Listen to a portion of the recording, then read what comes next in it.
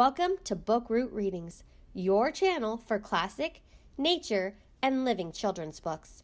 Click the subscribe button to be notified of new readings. Enjoy the story. Mousekin's Golden House. Story and pictures by Edna Miller.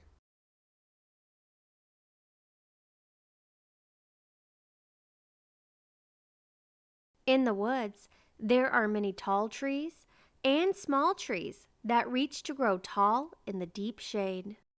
There are low-growing bushes with berries and seeds that pop and roll about the forest floor.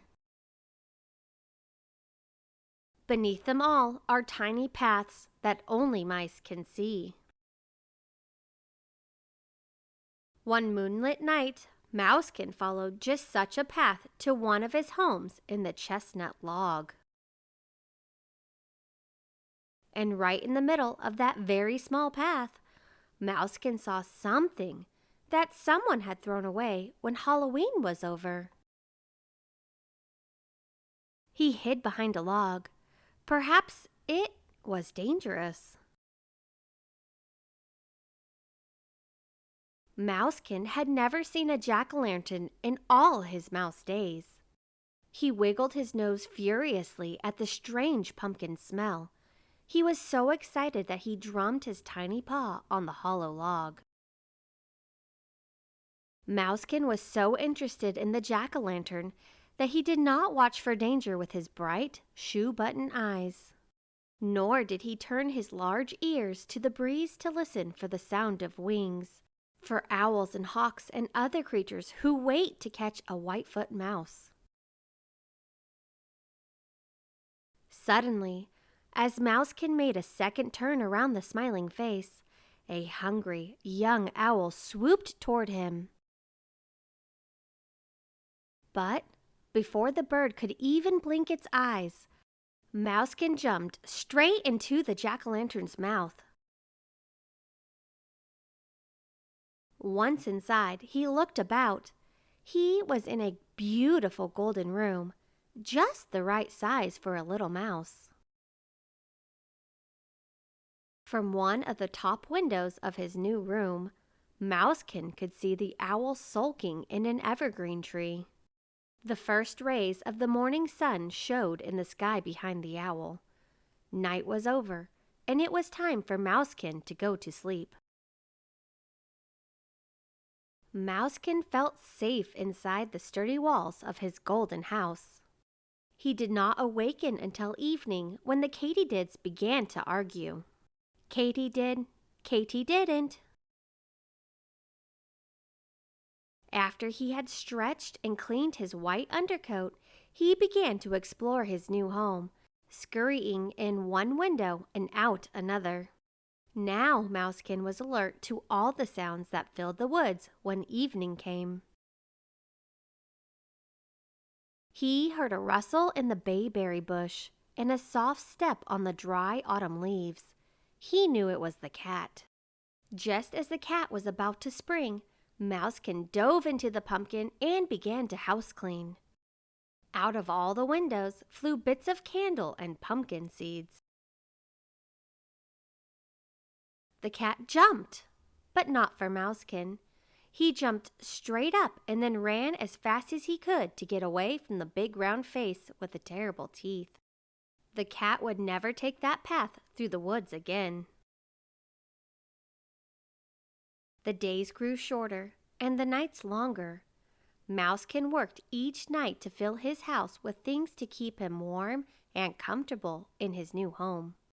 He split grasses with his razor-sharp teeth and wove the long, slender threads around and around. He made many trips through the woods to find soft things to line his nest.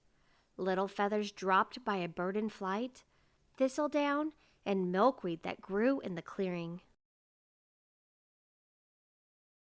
While Mousekin was busy gnawing and nibbling and doing all the things that mice do, he still found time to watch the animals that passed by his golden house. One very chilly evening, a box turtle plodded by. He never looked up or down, but moved like a toy being pulled to the pond at the edge of the wood. to some tangled tree root beneath the ground, where he would sleep away the winter months. But when the turtle reached the jack-o'-lantern, he stopped in his tracks and stretched his neck to see if what he saw was true. Just then, Mousekin popped his head out of one of his windows, and then the box turtle lost no time in turning around and heading once again for the tangled root beneath the ground, near the pond, at the edge of the wood. Most of the birds had gone to warmer lands. Only the phoebe was left in the thistle. The wind blew hard now, scooping up piles of leaves and scattering them about like hundreds of bright-winged birds. One day, the phoebe called to Mousekin, "Come south with me, come right away. Your house will never do. The wind will blow, the snow will snow, and chill you through and through." The little mouse whistled a high, soft goodbye. He would not leave his golden house. A chickmunk hurried by, his mouth so full of nuts he could hardly speak. "Come with me beneath the ground, that house will never do. The wind will blow, the snow will snow, and chill you through and through." Mousekin scrambled up his golden house and slipped through a tiny opening at the top. He slid down the feathery stairway to the warm, soft lining below. Mousekin curled up, tucked his tiny feet beneath him, wrapped his long tail around some milkweed down, and pulled it closely around him, and fell fast asleep. Little by little, and bit by bit, something happened to the jack-o'-lantern. It began to close its eyes in the frosty air. It shut its mouth against the cold wind. The next day, the gray sky opened and great white flakes fell upon the sleeping pumpkin. Inside, Mousekin was curled up into a tiny fur ball. He was safe and warm and fast asleep in his golden house.